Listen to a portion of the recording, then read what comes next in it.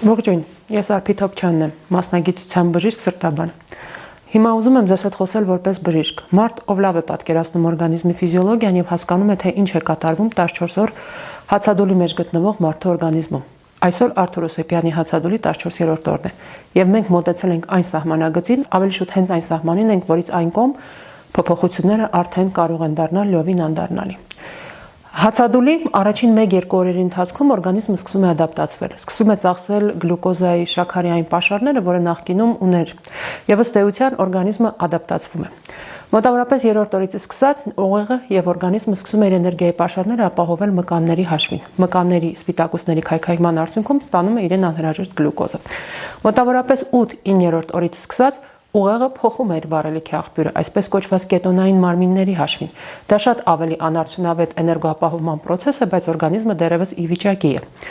Ինչ է տեղի ունենում 13, 14 եւ 15-րդ օրերին։ Դրանք սահմանագիծն են, որից այն կողմ կյանքի համար վտանգավոր բարդությունների ռիսկը կտրուկ բարձրանում է։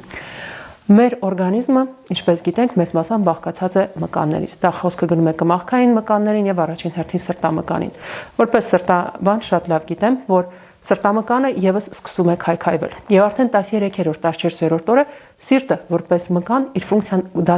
սկսում է շատ ավելի վատ կատարել։ Օսիպյանը ներկայումս գտնվում է իր օրգանիզմի համար ֆիզիոլոգիական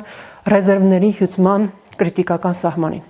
Այս օրից հետո 14 եւ 15-րդ օրից հետո փոփոխությունները կարող են դառնալ լիովին անդառնալի։ Որպես բժիշկ ես բազմաթիվ անգամ տեսել եմ կյանքի եւ մահվան սահմանագծին գտնվող մարդկանց եւ կարող եմ ասել, որ դա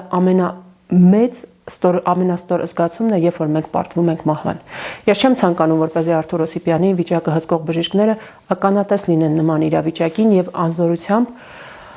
ընդունեն իրենց պարտությունը։ Իսկ դրա համար հարկավոր է միայն մի բան, որպեսզի մենք չլռենք, որպեսզի մենք անտարբեր չգտնվենք, որովհետև եթե մենք լռենք այսօր, ապա հնարավոր է, որ վաղը, երբ որ մեզանից յուրաքանչյուրը հայտնվի նմանատիպ կամ ցանկացած այլ իրավիճակում, այլևս ոչ ոք չլինի, ով կբարձրացնի իր ձայնը։